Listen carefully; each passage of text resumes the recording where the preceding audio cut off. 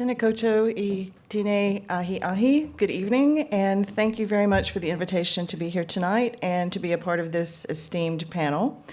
My name is Amy Fletcher, and I will mostly be focusing tonight on the future of futures in New Zealand. And I obviously came from the States, and I've been teaching at the University of Canterbury since 2000. And from the moment I got here, you were immersed in a Foresight project that the Labour government had put a great deal of time and attention into, which is how I became interested in bringing Foresight into my work as a teacher and scholar on science and technology policy and also contemporary American government. So if we think about science and technology policy, the implications for the future are pretty straightforward, albeit complex.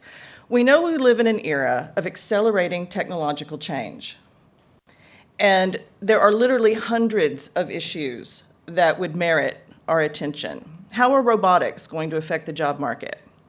How are deepfakes, which are very convincing fake audio and visual media, how are those going to affect the electoral system if somebody drops a deepfake into the New Zealand or US elections next year, which shows a politician doing or saying something controversial that they never actually said, but people believe it?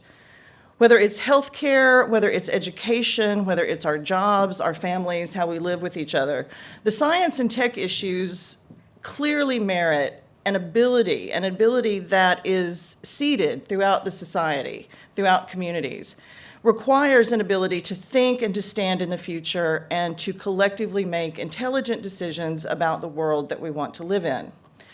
But I've been thinking about this panel and what I wanted to say tonight, and actually teaching American government, which I told my boss I think this semester I deserved combat pay, actually, for that.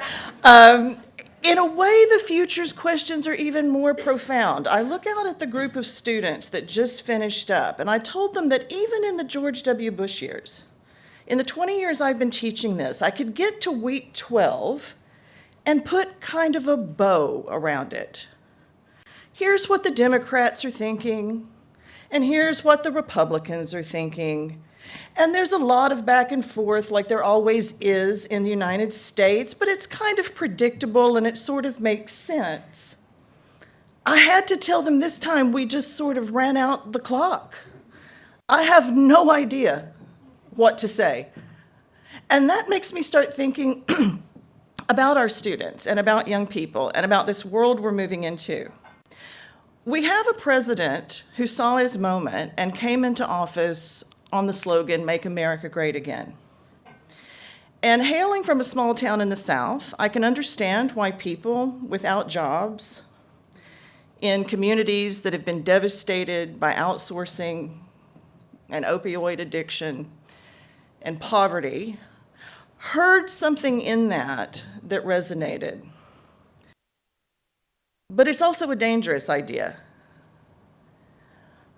And this might be the appropriate moment to note that, and I'll connect this to what I just said, I was born in Huntsville, Alabama, and the reason for that is my father was one of those young, idealistic, part of that army of engineers that was working on the Apollo project.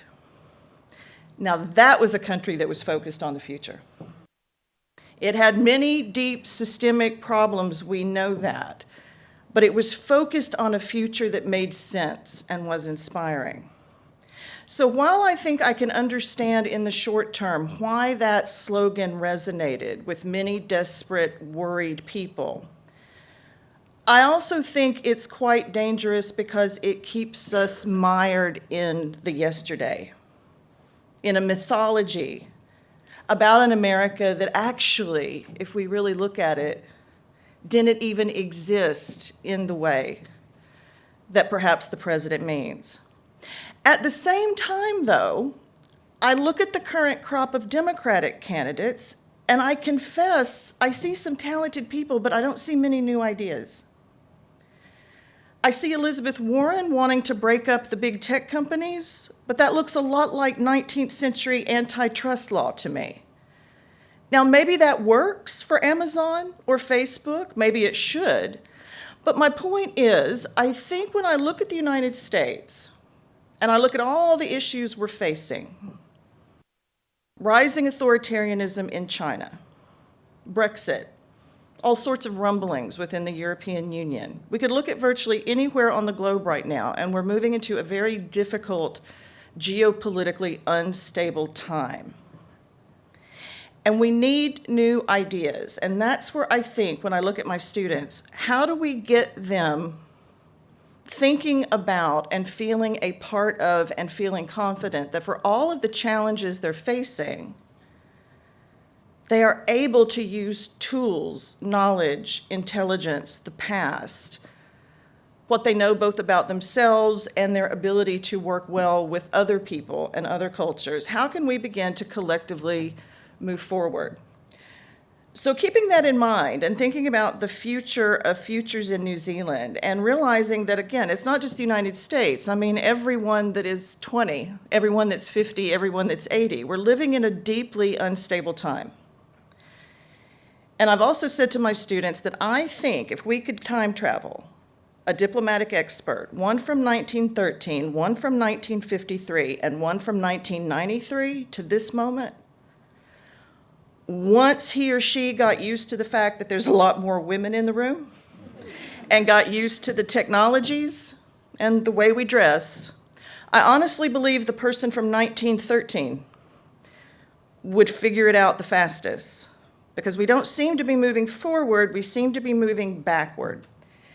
And I think, again, that is where I would connect with many of the things that have been said today. So if we think about the future of the futures in New Zealand, I had the privilege, helped by support from the University of Canterbury, to attend the Constructing Social Futures Conference in Finland. And if we were to go back to the 1970s, Finland and New Zealand were in very similar places. They're of a similar size. There's a lot of things that are comparable about those two countries. What we find in Finland is that in addition to the Finland Futures Research Center, which is embedded in all of the universities who work collectively and produce everything from undergraduate degrees to a PhD in future studies, they also have a committee for the future, which is a standing committee for Parliament, whose role is to work across those silos that tend to happen in any given ministry just because of the size, the amount, the complexity of the work they have to do. The whole point of the Committee of the Future, which has deep, multi-partisan parliamentary backing, is A, to think about younger people. What are the implications of what we're about to do here for 2050, 2060? How does this fit with our commitment to mitigating the effects of climate change? And how do we make sure that all of the different ministries that are working hard on their particular brief are talking collectively about the future? How do we create those networks, those interactions? Now, it can be difficult. The political scientist in me thinks it's very rarely the case that you want to take a model from one country and just slam it onto another. So it may be that a committee for the future in the New Zealand Parliament is not the best idea. It may be that a more pluralistic, more open, public, private, NGOs, that might be preferable. But I think the idea is worth considering. And I think even if we want to use a different model, that connecting all of this work, finding some sort, not centralized, not dogmatic, not bureaucratic, but some sort of mechanism where all of these different voices, insights, projects are brought together and the evidence base is available to all of us. That's why I think what you were doing at the beginning of this, pulling together the history, because it's not an easy history to find, and there's so many insights that can still be pulled out of that can help guide us into the future. The second thing I would want to say, I'm fortunate enough to be a features editor for Human Futures magazine, which is the magazine for the World Future Studies Federation. And this was a short article I published about attempts to bring foresight and futures into the public policy classroom. Because futures does sit at that sweet spot between research and teaching, theory and practice. And my public policy students are increasingly demanding not just sort of academic insights, but how do I actually work with people? So we've begun to model scenario exercises in the classroom. And this can be difficult. It takes people out of their comfort zone. But it shows them that if you're going to work in the world of public policy, you have to work with other people. It's not just going to be me behind a podium.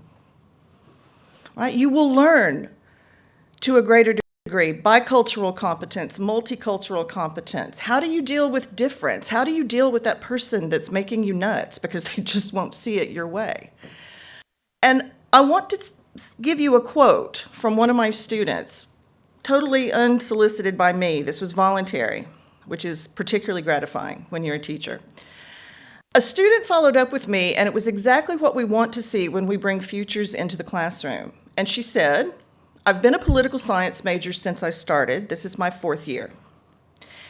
And I confess that, quite frankly, I was beginning to get extraordinarily depressed because the problems seem insurmountable. There is racism, there is sexism, there is geopolitical instability, there is violence, there is climate change. It can all begin to make you feel hopeless. And then she said, but we did this exercise, and while I still realize that there are many significant barriers to change, this is the first thing in my degree that made me feel as if I and others collectively have agency. And that to me was quite inspiring. And that brings me to my third point, which is, I'm sure many of you in the room are familiar with this, but if you are not, UNESCO has launched a large new project called Futures Literacy. And the point here relates exactly to what I was just saying, but rolling it out on a global level with the prestige and the resources of UNESCO. And what they are hoping to do here from the primary through the tertiary years, and then that, of course, seeds it within the wider society for all of us, is to embed what they call futures literacy within the curriculum. That in addition to numeracy, the ability to read and to write, the knowledge of other languages, that every student should leave formal education with an ability, both for themselves and in concert with others, to think about, strategically think about all of the changes that are going on around them, but how those changes can come together to create pathways, some of which we may want to walk, and others of which we look at and go, ooh, but let's stop here. That's not the 2040 that we want. So again, I'll leave you with that tonight. When I think about the future of futures in New Zealand, I can tell you from having traveled abroad and gone to various conferences, people are quite aware in the world that New Zealand has a tradition of futures and foresight. And I'm quite excited about this moment where it seems that the government and many of the institutions around us are again kind of moving into this space where real futures and foresight activity is happening. And again, Committee for the Future, Parliamentary Committee, do we need one? Maybe, maybe not, but I do think we need some mechanism for ensuring these connections are being made.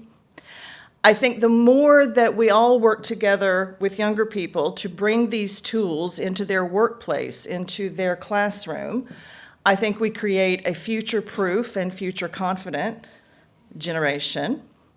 And I also think this concept of futures literacy is quite promising. And as I tell my students, it is one of those things in a difficult, changing world that does give me hope. So I will stop there. Thank you.